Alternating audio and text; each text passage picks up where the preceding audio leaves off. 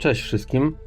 Dzisiaj wtorek, a więc dzień ulepszania naszych bohaterów, więc postanowiłem ulepszyć Geralta, mojego bohatera stylu Resilience, oraz przy okazji skorzystać właśnie z tego dnia i ulepszyć również agenta 47, także otrzymał już on 5. stopień połączenia ze swoim bohaterem głównym oraz odblokowałem mu jego umiejętności, więc chciałbym sprawdzić, od kiedy tak naprawdę agent 47 jest postacią grywalną i czy warto w niego inwestować. A nie ma w tym momencie lepszej okazji do tego jak Apex Arena.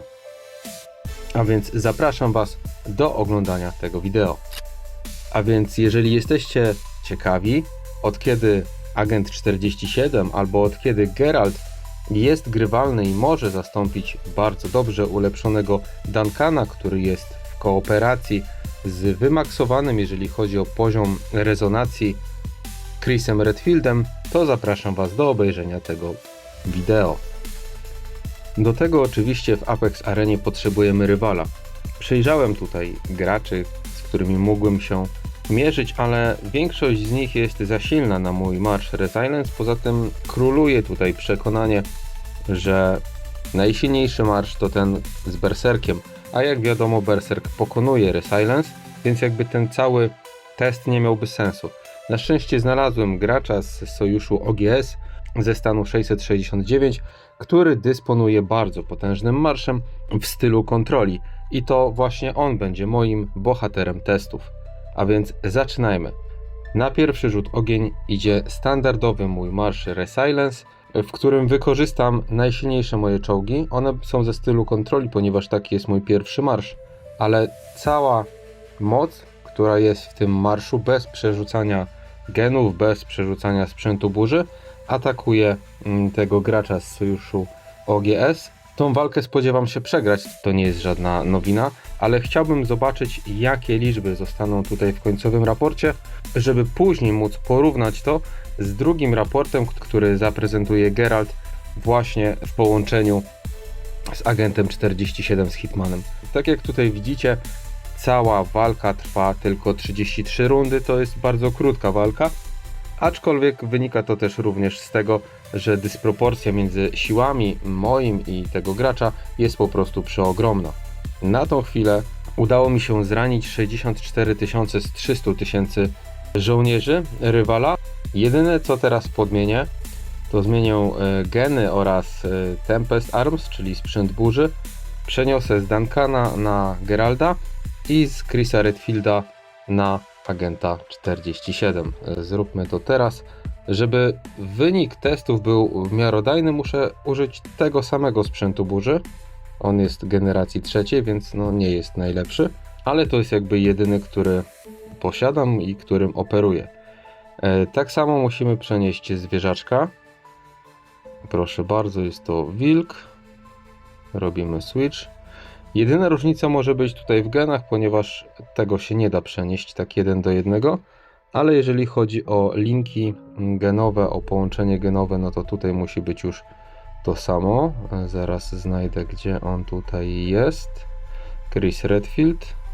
Zamieniamy i mamy w tym momencie przerzucone wszystko, co posiadał Duncan na Geralda i wszystko, co posiadał Chris Redfield na agenta 47. Teraz idziemy do Apexu i będziemy wyzywać cały czas tego samego gracza. Warto tutaj nadmienić, że Geralt z mojej strony nie jest ulepszony na maksa.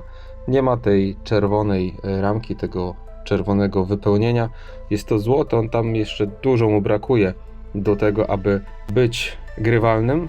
Pierwsze, co się rzuca tutaj w oczy, to cała walka trwa krócej, bo 31 rund, czyli ogólnie rzecz biorąc krócej jestem w stanie przeciwstawić się temu graczowi, co skłania mnie tylko do tego, że umiejętności Geralda są na poziomie 1, a umiejętności Duncana są na poziomie 9. Ta dysproporcja, jeżeli chodzi o siłę, jest tutaj duża, bo umiejętności robią bardzo duże obrażenia. Sprawdźmy jeszcze w raporcie, jak to wygląda. 58 000. Czyli zraniłem mniej oddziałów rywala niż zrobiłem to na pierwszym marszu, w którym wymaksowany był Duncan i dlatego muszę powrócić i zamienić z powrotem pierwszy marsz, tak jak był on robiony wcześniej, z tego względu, że Geralt, jak sami widzieliście, nie jest jeszcze gotowy, aby zastąpić Duncana jako bohatera piechoty w stylu Resilience. Tak samo jak Chris Redfield. Z drugiej strony Chris Redfield ma 7 poziom rezonacji, z kolei Agent 47 do tej pory na razie tylko 5. Także wracając do takiego głównego podsumowania, to Agent 47 musi być ulepszony na powyżej 5 gwiazdek rezonacji, a najlepiej żeby to było 7 gwiazdek rezonacji.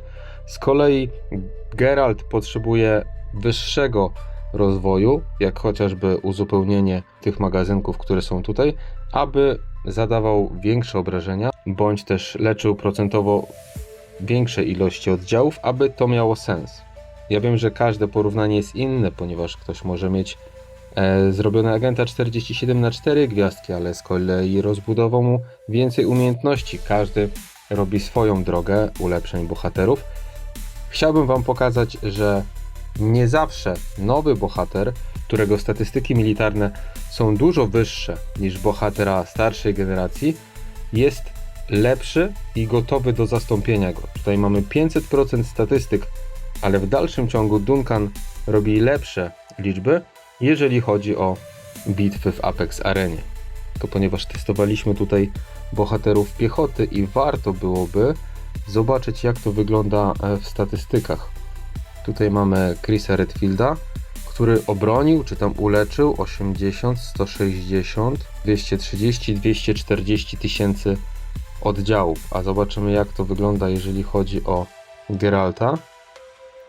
I wygląda to w ten sposób. No, jeżeli chodzi o to, to statystyki są tutaj nieubłagane, bo tutaj mamy raptem 130 tysięcy oddziałów ochronionych, tak, czyli obdarzonych tarczą, więc sama idea, jakoby wyższe statystyki dawały lepszy wynik, no tutaj poległa. Tak jak widzicie, umiejętności Chrisa Redfielda są tutaj dużo lepsze niż Agenta 47, aczkolwiek na Agenta 47 czeka jeszcze całe morze ulepszeń, więc zobaczymy w kolejnym wideo w przyszłości, jak będzie to wyglądało. Mam nadzieję, że się nie nudziliście i zaciekawiłem wam. Zachęcam was do waszych testów wszystkich bohaterów, nie tylko Agenta 47. Dzięki za wspólnie spędzony czas i do usłyszenia w kolejnym wideo. Cześć!